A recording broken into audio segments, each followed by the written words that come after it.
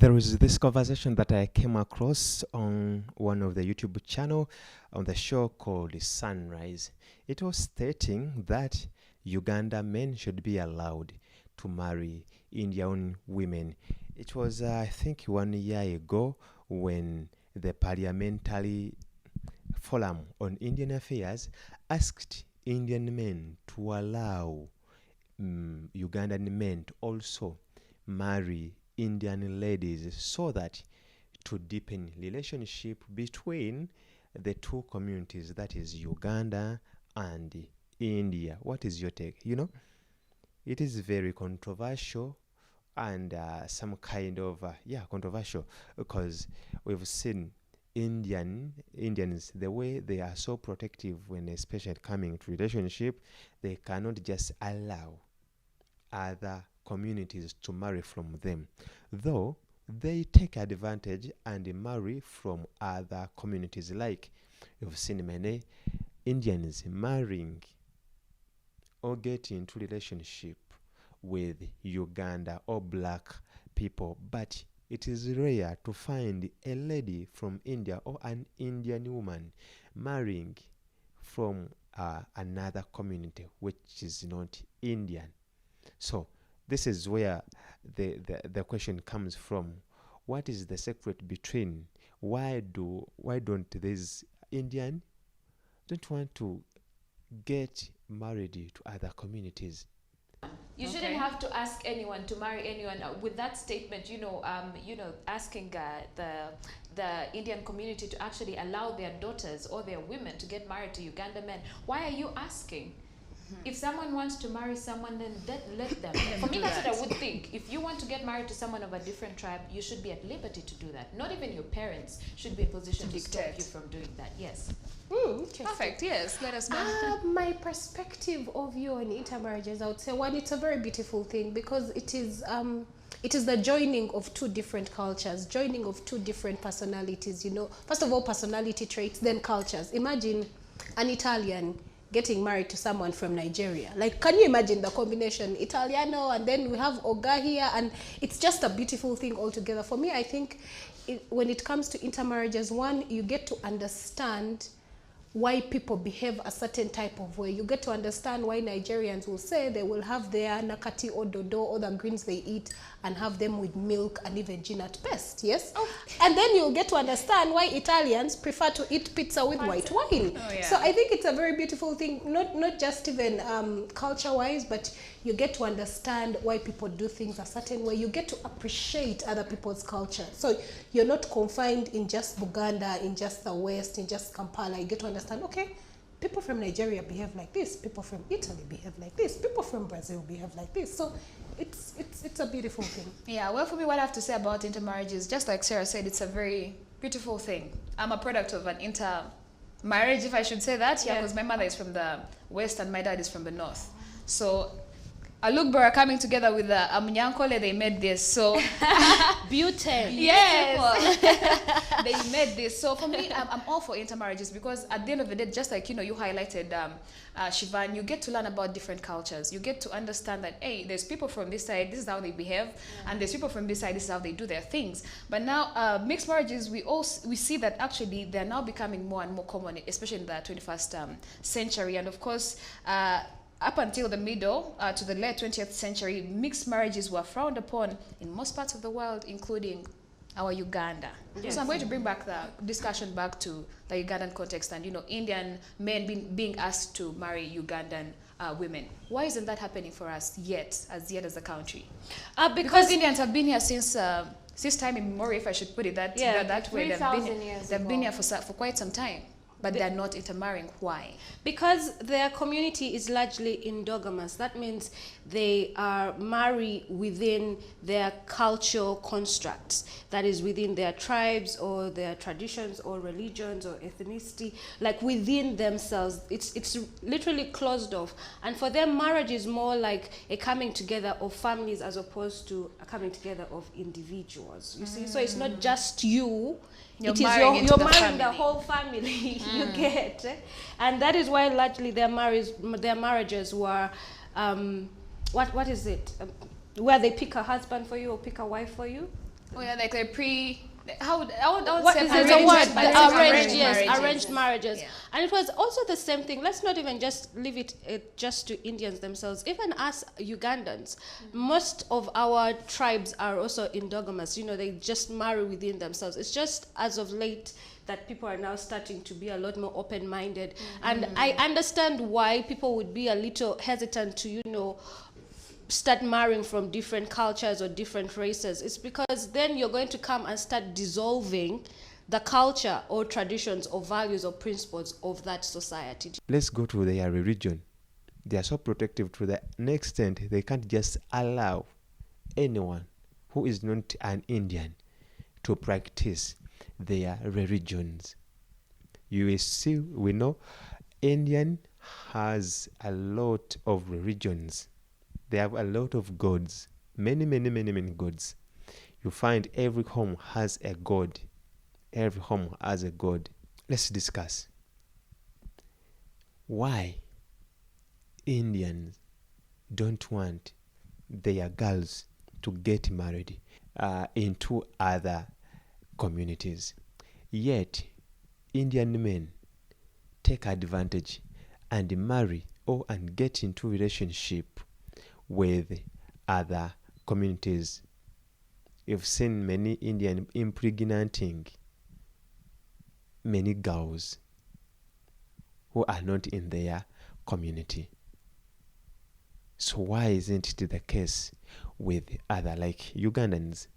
It's rare to find a Ugandan man having an Indian lady as his wife. Let's get into it. This discussion was on Sunrise. I think Sunrise on CTV. So let's hear from these ladies. In relation to what Sarah has said, she said and highlighted and said that there are people who are very passionate about their culture, about where they come from. And actually Indians are like that. And when you look at Indians, Japanese, and I think also Chinese, they're very passionate about the kind of people that they are. So for me, I would say for people that are very passionate about their culture, when you intermarry, the question is, will your partner respectfully understand that this is how in your culture it is supposed to be done? Will they uphold the principles and values? But also, for very many people, they just want to keep the lineage. They just want to keep the race. They just want to keep the name, you know. They do not want to bring someone onto the boat that will not appreciate or even understand, or might even downplay their culture. Yeah. So you would rather you preserve the culture that exists now and just stay away completely from intermarriages. But I mean, the era that we are living in now, like Priva, you have said, we're in the 21st century, where intermarriages are things that are happening now and again. Very common, yeah. For the Indian community, I would profoundly say, because the Indian community, I was reading, and it has about 2.8 billion people, and the reason as to why they mostly do not 2.8 in the country. So the reason why I'm thinking they do not want to intermarry is just preservation of their culture, and thinking that not very many people will adapt and even respect it. Let's look at how Indians eat. Let's look like they eat to, like, for them family is their strongest unit. And that is what used to be also back in Africa, by the way. During ATS, African Traditional Society, family was the most important unit before any other thing. So there are people who treasure family, there are people who do not. There are people who treasure culture, there are those that do not. But I feel like, still, like you mentioned it, that should be two cultures that fuse well together, yeah? Because at the end of the day, we all eat on the same plate. We're also eating on the same plate. So have we eroded our own culture as Ugandans? The question would be, me from Uganda or me from Africa, and you who is from India, whose culture are we going to adopt to? Because me, I'm thinking my Ugandan culture is the best. I would say, for example, I'm a proud Muganda, and you, maybe you are proud from India. Are we able to fuse together and respect that in Buganda we kneel while greeting, but in India they might not do it? So I think it's also, it's a very tricky situation because you're thinking both cultures are very important, but who will bend towards accepting the other culture, which is the biggest question. Well, for me, I would think that to start with, I think it comes with a conflict that has been there for centuries and centuries, for ancestors, you know. Talking about the Indian situation, you remember the time Idi Amin chased Indians from Uganda. So we cannot really rule out the fact that maybe in some way they feel like they're not entirely accepted in Uganda or welcome. They may come here and they're like, they're doing, they're basically saying, the goal is to do business, the goal is, to live in Uganda. But at the back of their minds, they feel maybe we're not actually fully accepted in Uganda. Or thinking that maybe the event that happened during the Idi Amin time could happen again.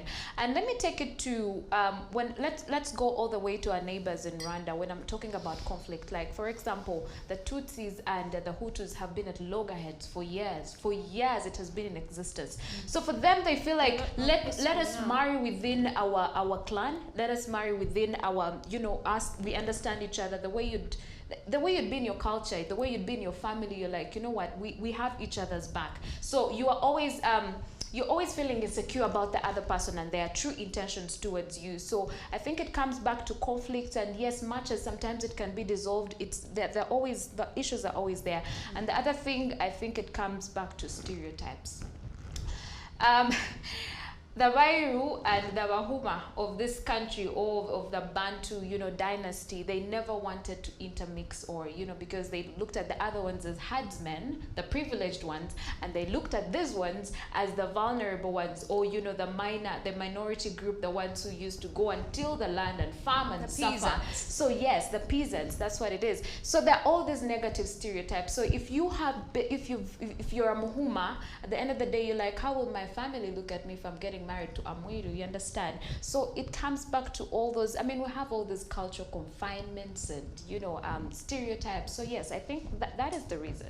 Well, I think a lot of societies have toned down the classism and divisionism. I say yes. I know it is still there. But like I said, it has been toned down. The example of the Rwandans in Rwanda after the genocide in 1994, the whole tribal, segregation and separation and divisionism was eradicated and removed. And it's still very existent, but you are not allowed to come out and just talk about it like that. And like I said, it has been toned down, and now they're a lot more peaceful. That's why I'm saying, even here in Uganda, among us, the different tribes, you rarely find. You still hear conversations like, oh, you cannot marry from the west, or you cannot marry from the north, or you cannot marry from the east, and so on and so forth. But people, of course, with education and enlightenment and empowerment, it is slowly taking its, having its place in society, where people now can freely marry whoever it is that they want. Like again, I said, in the past, marriage all over the world, across different cultures, the purpose was not because you love someone. It was an alliance between two families. That is what marriage was for. It was for economic, social, political reasons. It was not in, I love you. Nobody cares about you. Love will find you there, and you'll make it work. You'll make it work when you're there. That is why a lot of cultures had even put a dictatorship over who their children would marry, because it had to be beneficial to them as opposed to just your feelings. So now that feelings are coming into play, a lot of people are now starting to prefer to choose their own spouse or partner. So slowly, I think there's still time, because Indians have now moved on to even ask the president to have them included into our ethnical map. So it would be if our men or our women are actually mistreated. Yes, our Ugandan men and Ugandan women, if they are mistreated at the hands of the people they get married to, that would be the problem. Yes. The mistreatment. But even as Sarah. Yes, Shivan, please. That would be, there is a reason why they say history shall repeat itself. And there is a reason why President Idi Amin first chased the Indians from Uganda. He had a reason. However, I would say this. I do not think there is an issue with Ugandans intermarrying with the Indians. However, they should first of all lead by example. Oh, yeah. Lead by example. They need to start treating people better. Then maybe then it would be a good conversation, yes, about intermarriage. Not be by force. So if they then let's not even intermarry. Also, Ugandans treat their own Ugandans badly, their own tribesmates badly. Okay. We are tribalistic. All right, ladies. All right, ladies. So in the interest of time, I'm going to give advantages of intermarriages, and one of them is that mixed marriages promote tolerance in interracial communities. Now, when a member of a racial community gets married to a member of another racial community, the two communities are forced forced to interact to some degree, from weddings to parties, to birthday parties, to funerals and to family reunions. Interracial couples also get to experience the family life of their other spouses, just like, normal couples do. So owing to this, different racial groups get to interact and develop a mutual understanding that can reduce differences in any community. Then we have the bit of having genetically stronger offspring. Mixed race offspring are generally likely to have a higher genetic capacity for a healthier life than single race offspring. Now, in layman's terms, this may happen because the strength of the genes of either race may make up for the weaknesses of the other, but preserve their strength at the same time. So you need genetically stronger, offspring. But looking at the disadvantages of intermarriages, we see that there is the cultural identity of children, and mixed race children will often find themselves having an identity crisis with the culture, and also trying to associate themselves with a community of one parent over the other. Now, it is more pronounced in situations where parents are not only from different races but also different countries. You've had people associate themselves with, I'm half Kenyan, half Ugandan, but I'm Kenyan. Okay. Well, we have also culture shock. Yes, it is inevitable for mixed marriages and requires a good deal of patience, open-mindedness, and understanding to overcome. So both partners will need to be open-minded and tolerant of the differences in their respective cultures. Yeah. So that is it. Ladies have said it all. Have nothing to add on. You can also give me your opinion on this matter. Thank you so much for watching. Kindly subscribe, like, and share. Don't forget to turn on the notification bell so that you don't miss any amazing content that you upload on this platform.